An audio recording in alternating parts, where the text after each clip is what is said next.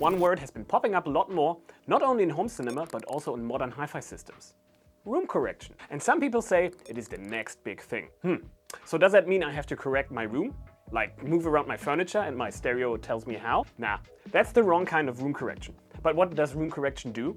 And more importantly, what does it not do? Let's find out together in this video. First off, your speakers and amplifiers are of course the main source of sound. But that sound will change depending on the room the system is in. Don't believe me? There's lots of aspects that can color the sound in any given room. I'm not trying to be too complicated, so here are some acoustic basics. The most obvious thing is the reverberation time. Sound reflects off the walls, losing a bit of energy on every bounce, like bouncing a ball. Hard, flat surfaces like glass or concrete reflect a lot of sound and absorb little. Therefore, the sound can bounce around longer, leading to a longer reverberation time. Soft and structured surfaces like the fabric in carpets and curtains and even furniture are great at swallowing the sound, reflecting a lot less. You could say that every piece of furniture and the position can influence the sound in your room. There's a catch though. As you probably know, a curtain will block mostly the treble, so the high frequencies. Low frequencies, like bass, need much thicker absorption to be effectively blocked. Another important part of room acoustics are standing waves, or room modes,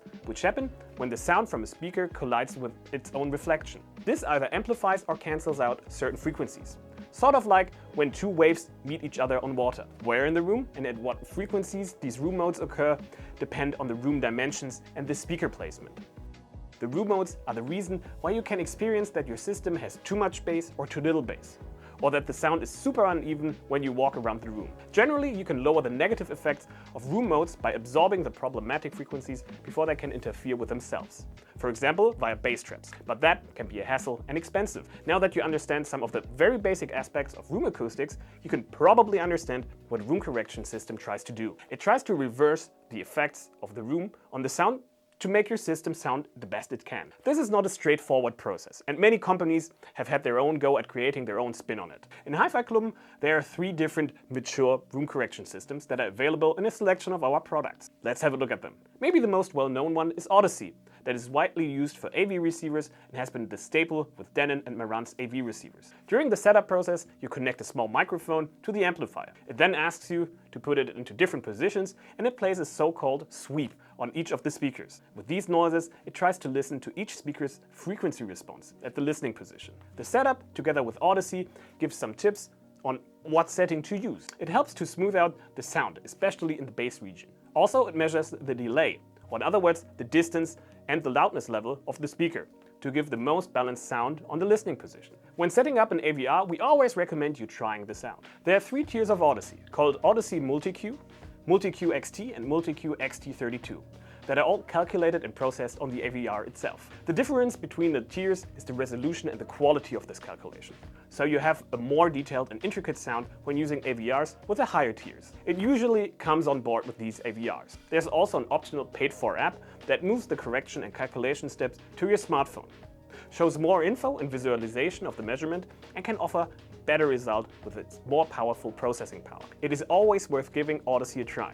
Often enough, it improves the audible results by quite a bit, especially in the higher tiers of the software. Dirac was introduced as a paid-for upgrade to some of the Denne and Marantz AVRs, but comes with all the NAD AVRs and some stereo components. Some NAD and Bluesound products can also be upgraded with Dirac.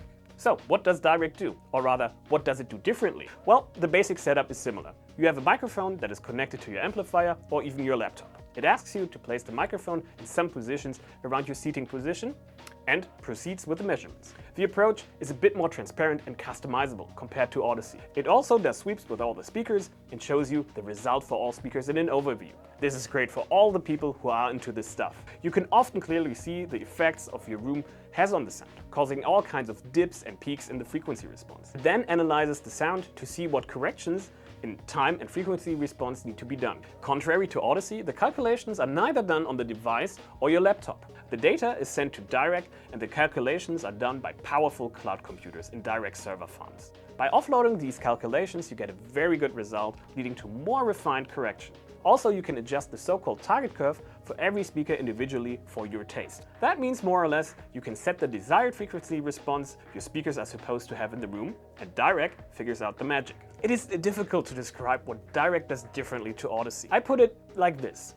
Audyssey cleans up some of the coloration the room adds. But Dirac goes deeper and not only cleans up the coloration, but adds a certain feeling of correctness to the sound. The tonal and spatial feel of the music just feels right and nice. When switching on and off Dirac, this change becomes very apparent, especially in the bass region. The nice thing is that you can do multiple different target curves. For example, one target curve for late night listening with only a little bass, and another one with lots of bass for parties. Dirac comes in 3.5 tiers. Dirac Live LE is a light version that corrects everything from 20 to 500 Hz. While this might not sound like a lot, it solves most of the obvious acoustical problems like boomy bass and muddy mids. The full version then corrects up to 20,000 Hz to offer a more detailed correction. The next tier, called Bass Control, is especially made if you use multiple subwoofers, which are notoriously hard to integrate seamlessly with your speakers. I heard it once in a big room with 2 tiny compact speakers and 4 subwoofers hidden away in the corners. And I swear to you, even when standing directly in front of the small speakers,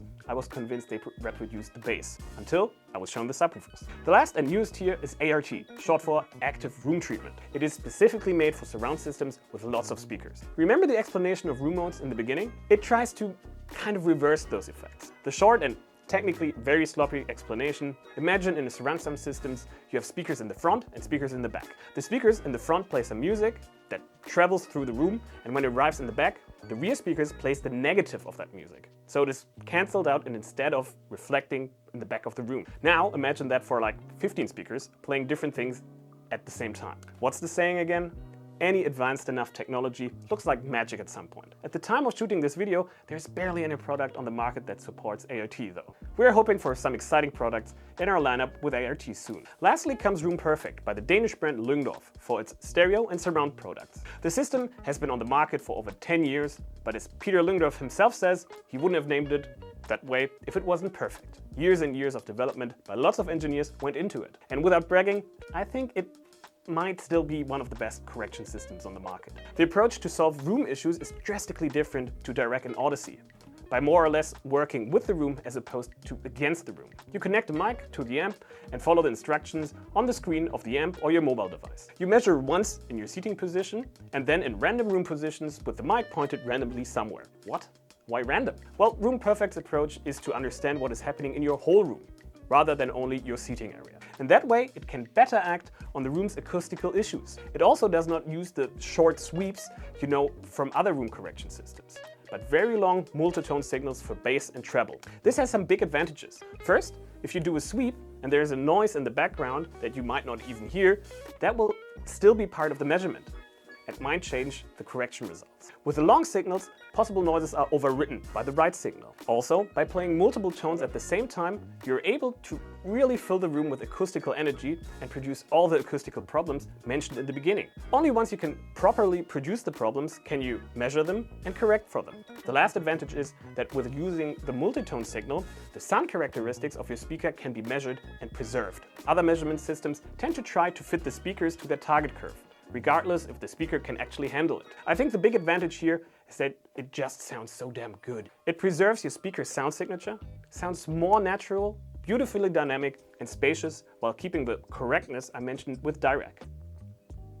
It is kind of addicting even to turn it off and on again, just to realize how stark the contrast is. There's a set of rules you need to follow to make RoomPerfect sound the best. If you don't follow them, the measurements might sound off, and opposed to Audyssey and Dirac, you can't see what in the measurements caused this. That also means you cannot really alter any of the measurements of the direct outcome of the measurements. This can be seen as a disadvantage for the tinkerers among us. Of course, if you want to alter the sound with a Lyngdorf device, you can use the so-called voicings to EQ your music in a later stage. But the measurement itself happens in a black box. Well, the best thing you can do is to come down to your local HiFi club store. Our staff can actually show you how different room correction systems sound, as opposed to me telling you in some video on the internet. Some people may have prejudice against altering the signal from your CD streams or even vinyl via a DSP. And I do understand that a listening room with perfect acoustical treatment and a perfect stereo setup might not need room correction systems. But most of our listening rooms are in our homes, and placing a stereo or even a home cinema is always a big compromise. These room correction systems can elevate your experience a lot, I promise. Try it out and share your experiences in the comments. See ya.